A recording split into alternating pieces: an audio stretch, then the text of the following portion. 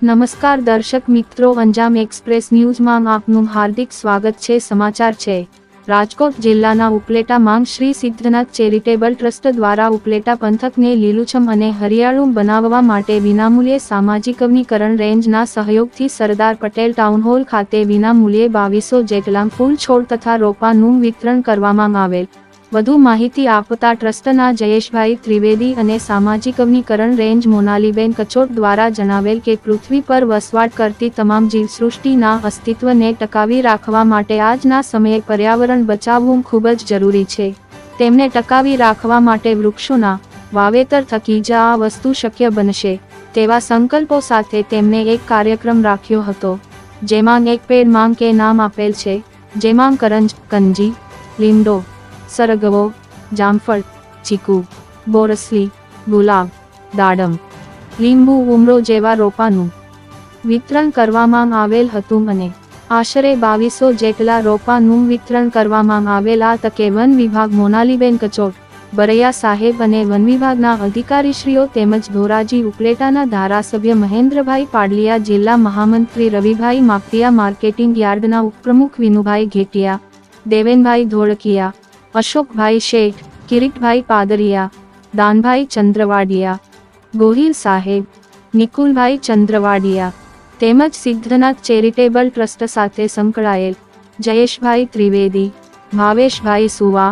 વિક્રમસિંહ સોલંકી, ભગવાનદાસ નિરંજની, મનુભાઈ બારોટ, વિપુલભાઈ બારૈયક, પુષ્પાબેન ભારાઈ, કિશોરભાઈ સોલંકી, દિલીપભાઈ સોલંકી, જગદીશભાઈ પૈડા, સુરેશભાઈ પરમાર, અરુણાબેન બાણગોરિયા, અનિતાબેન ચૌહાણ, મંજુબેન માકડિયા, શાંતિલાલ સહિતના કાર્યકરો આજથી જ જહેમત ઉઠાવી રહ્યા છે।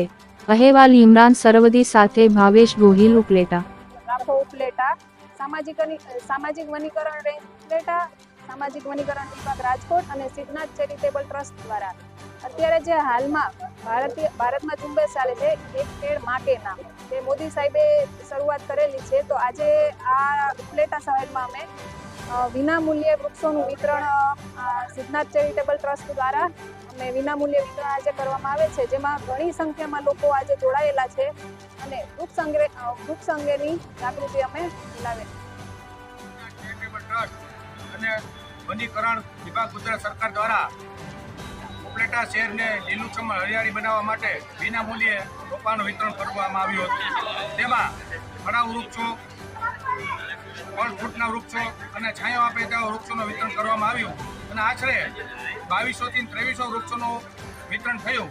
આ તબક્કે ઉપલેટા શહેરની જનતા હોશેભર રોપા લેવા આવી અને અત્યારે હાલમાં જે પરિસ્થિતિ છે, ઓઝોન વાયુમાં ગાબડું પડ્યું છે અને જે ગરમીનો પારો ઊંચો થાય છે તે સમજી અને લોકો હોશે રોપા લઈ અને પોતાના ઘર આંગણે અને શહેરને લીલું રળિયામણું બનાવે છે અને ઓક્સિજન વાયુ અત્યારે ઘટે છે તે સમજી અને લોકો વધુમાં વધુ રોપા વાવે તે માટે સમજણ પણ આપવામાં આવી હતી અને એક છોડ એક માં કે નામ પર રોપો દરેક વ્યક્તિએ વાવ્યો હતો। આ તબક્કે દરેક લોકો ખૂબ ઉત્સાહથી રોપા લઈ ગયા અને તેમાં ઘણા વૃક્ષો, ફૂલ ફ્રૂટના વૃક્ષો પણ વાવવામાં આવ્યા હતા।